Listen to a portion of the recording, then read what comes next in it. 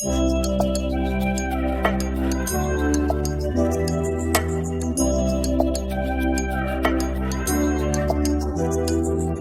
Friends, நம்ம வந்து மாங்காவையும் கத்திரிக்காய் வச்சு சூப்பரான இனிப்பு பச்சடி தாங்க செய்ய போகிறோம். நான் வந்து பெரிய மாங்காயில் பாதி மாங்காய் எடுத்திருக்கேன், 4 கத்திரிக்காய். உங்களுக்கு தேவைப்பட்டால் முழு மாங்காய் போட்டுக்கலாம். உங்களுக்கு எக்ஸ்ட்ரா தேவைப்பட்டுச்சுன்னா கத்திரிக்காயும் எக்ஸ்ட்ரா போட்டுக்கலாம். நம்ம வந்து தோலை நீக்கிட்டு சின்ன சின்னதாக சீவி எடுத்துக்கலாம். கொஞ்சமாக ஆயில் சேர்த்துருக்கேன், 1 ஸ்பூன் கடுகு, கொஞ்சமாக கருவேப்பிலை.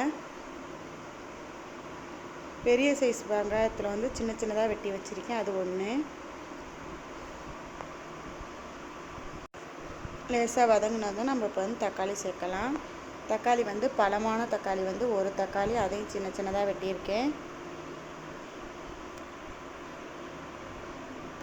தக்காளியும் வெங்காயமும் நல்லா வதங்கணும்.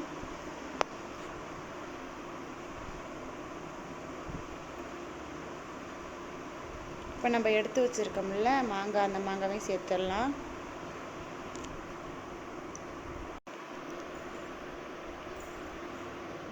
இப்போ இந்த மாங்காவையும் நல்லா பிரட்டிடலாம்.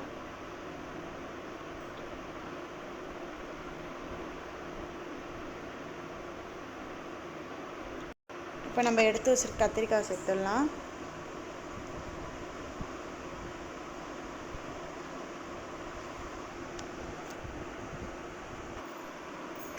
நல்லா பிரட்டி விட்டுலாம்.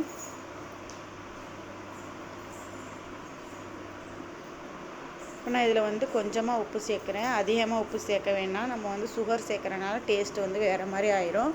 அதனால் நான் கொஞ்சமாக உப்பு சேர்த்துருக்கேன்.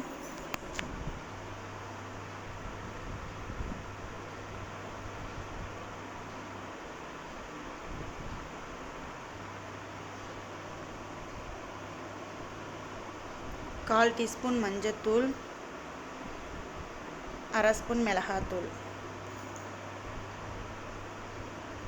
1/2 ஸ்பூன் கரம் மசாலா. அவ்வளோதாங்க, நல்லா பிரட்டி விட்டுடலாம்.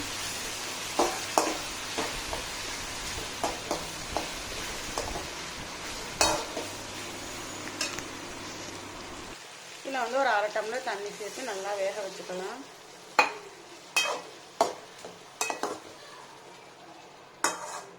கத்திரிக்காய் மாங்காய் நல்லா மசிகிற அளவுக்கு நல்லா வேகணும்.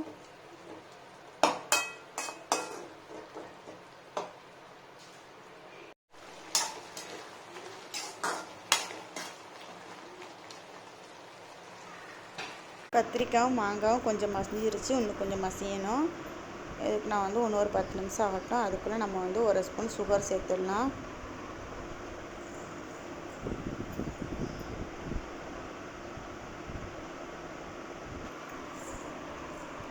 கொஞ்சமாக ஆயில் சேர்த்துடலாம்.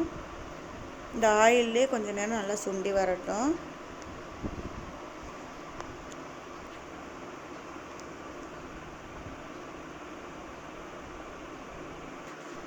அவ்வளோதாங்க, சூப்பரான கத்திரிக்காய் பச்சடி ரெடி ஆயிடுச்சு. உங்களுக்கு இந்த வீடியோ பிடிச்சிருந்தா சப்ஸ்கிரைப் பண்ணுங்கள், ஷேர் பண்ணுங்கள், லைக் பண்ணுங்கள்.